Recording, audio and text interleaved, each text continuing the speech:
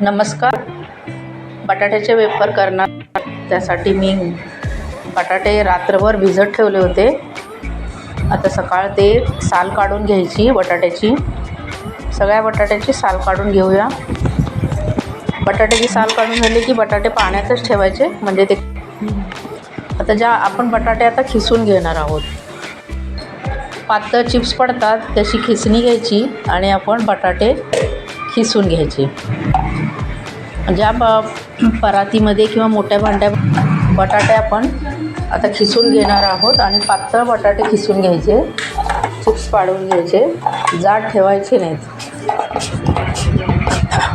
आता हे सगळे बटाटे मी असेच चिप्स करून घेणार आहे बटाट्यांचे. हे बघा, तुम्ही बघू शकता किती पातळ चिप्स आहेत. आणि मोठे बटाटे नेहमी घ्यायचे चिप्स बनवताना, कारण ते वाळल्यानंतर लहान त्याची साईज होते, म्हणून मोठे बटाटे घ्यायचे.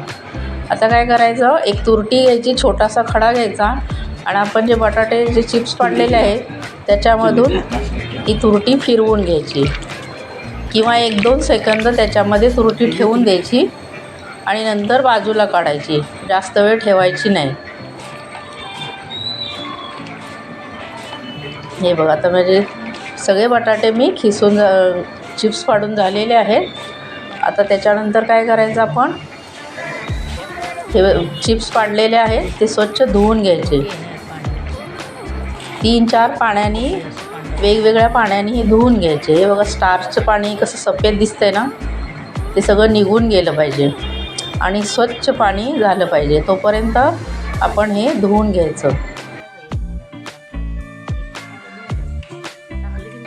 त्याच्यानंतर काय करायचं, मोठ्या पातेल्यामध्ये पाणी ठेवायचं. उकळी आल्यानंतर त्याच्यामध्ये मीठ घालायचं आणि चिप्स आपण एक 80% शिजवून घ्यायचे.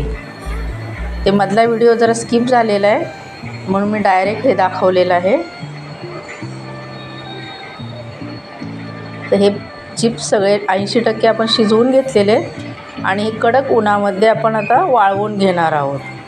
तर पाणी सगळं निथळून घ्यायचं आणि कडक उन्हामध्ये वाळवून घ्यायचं.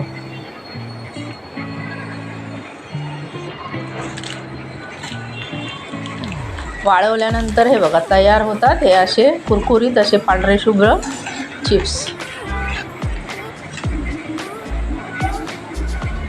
तर माझा व्हिडिओ आवडला असल्यास लाईक करा, शेअर करा, सबस्क्राईब करा. धन्यवाद.